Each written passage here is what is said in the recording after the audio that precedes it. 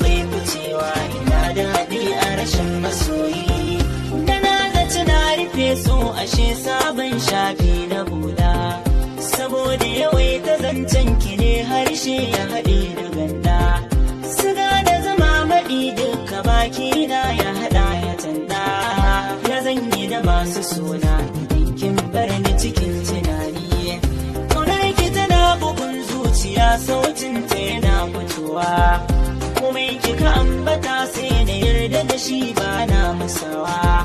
Buri da na kyautata miki domin so ki yabawa. Ki mun uzuri a soyayya, sabanin mu yana zama ni. Danna subscribe,